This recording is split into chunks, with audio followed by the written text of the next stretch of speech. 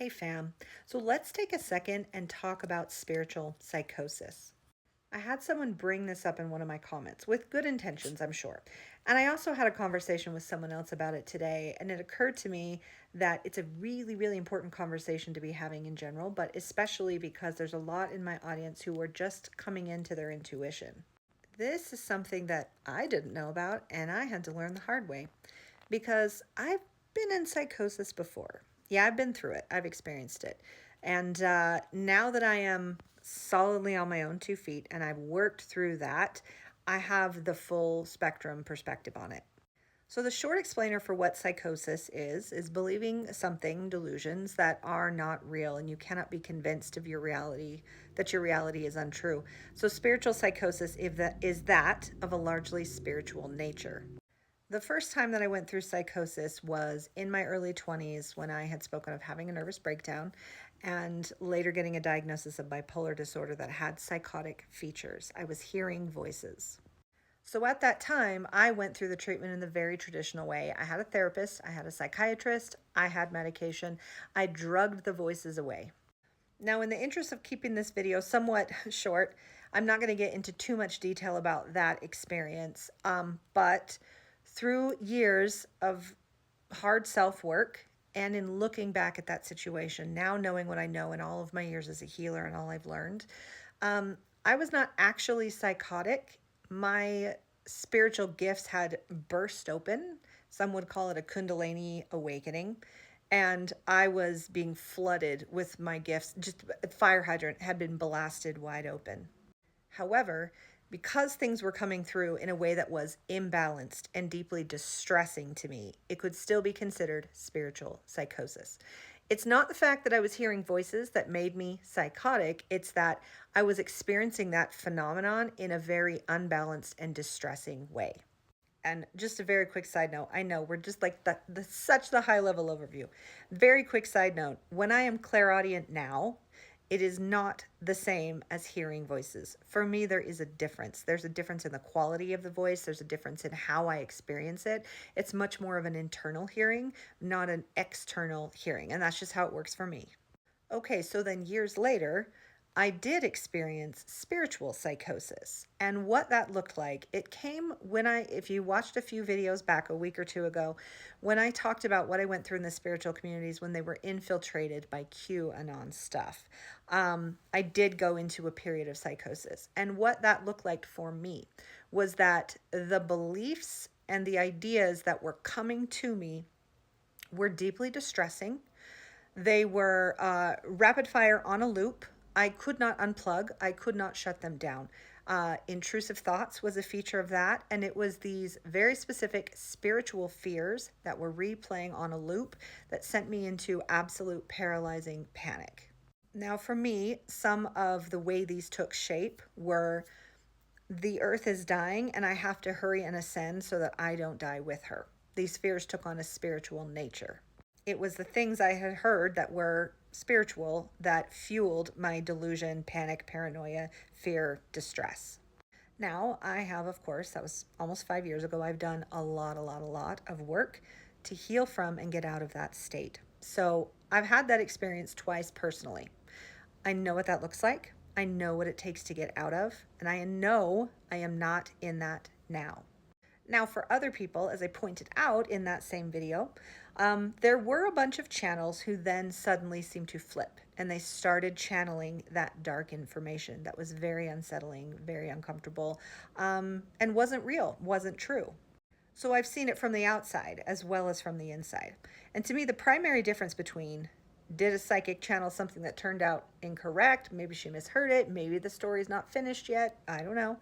The difference between that and what was happening to those channelers were they could not be convinced that their beliefs were not real. They couldn't put it down. They couldn't separate themselves from it. They were so wrapped up in it, there was no space between them and those ideas. Now, for me, the strong feature in all of this is fear. It's fear. And so many people, when they're developing spiritual abilities, there's a lot of fear in general about what it's going to look like. And if I open to this, or are there going to be bad spirits? There's just like a lot of misinformation. To me, and I think every professional psychic will tell you this, the feature you want to look out for is, how does that information make you feel? Does it trigger your fear, or does it trigger a sense of knowing? You can hear a piece of intuitive information that is about something serious and maybe alarming and not feel fear. You can hear that and say, okay, it's time to prepare. And you can have a sense of calm about the whole thing, even if it's a scary event, versus channeled, quote unquote, channeled information that strikes fear in your heart is not a spiritual piece of information. That's coming from psychosis, from ego, from something else entirely. So me getting on here this morning and saying, hey, I'm processing this like you. I'm willing to accept that I might have gotten this wrong. I don't understand how. But I'm willing to look at it, and I'm willing to admit that. That is not psychosis. That's me being human and saying, let me take a beat. Let me separate myself from this information. Let me disconnect from that and get back in my human mind. And I'm going to sit with this and I'm going to sort through it. That is how you know this is not psychosis. I can be convinced that what I've said isn't true. That's the feature of psychosis, is you cannot separate from the delusion. You cannot break away from it, even if you desperately want to, like I did in those scary times. I desperately wanted to break away from it. I could not. And then people who have been channeling that information, they don't want to. The people that I saw that went south in a hurry in 2020, they didn't want to be changed. They didn't want to be talked out of it. They rode that till the sun went down. They're probably still out there preaching it, for all I know. So for those of you who are new to this journey, or maybe you're not new and you're just kind of having a moment with all this information, it is absolutely so healthy and necessary to take time every now and then and just sit back and observe and reassess everything. That's healthy. That's normal. It's a fantastic opportunity for you to reflect, where did I get too involved in the human stuff, or where did I misinterpret, or where maybe the story isn't finished yet. You gotta stop every now and then. And for others who might have, at any point in time, not through this necessarily, but at any point in time, who have got themselves so wrapped up in a spiritual idea that they can't put it down, or they're in such an unhealthy relationship with it, like, it has to be this has to save me, this better be it, or else, any of those positions, any of those relationships to that information puts you in a position of being ungrounded, unhealthy, and for the potential to get into some type of psychosis over it. So let this message be for anyone who is questioning their own intuition and is maybe questioning your own sanity. Because believe me, I have done that. And I've done that for good reason. And I've also done that because, I was very out of balance. And I'm doing that now just from a position of healthy reflection. So there's lots of ways across the spectrum that you can have that healthy distance.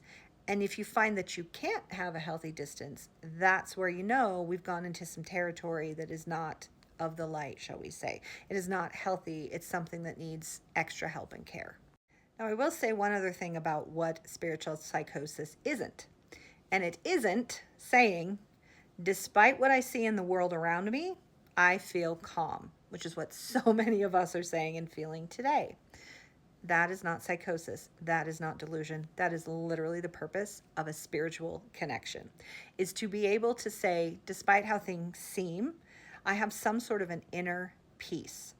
So much about intuition is illogical because it is a pervasive sense of love, peace, hope, despite outward experiences. That is literally why we develop a spiritual connection in the first place, so that we can experience the best of ourselves while going through dark times. It is not psychosis to believe something and not yet have the evidence. It is only psychosis to refuse to accept anything else. Feeling a sense of peace is a spiritual connection. So I hope that helps. I'm not the end-all expert.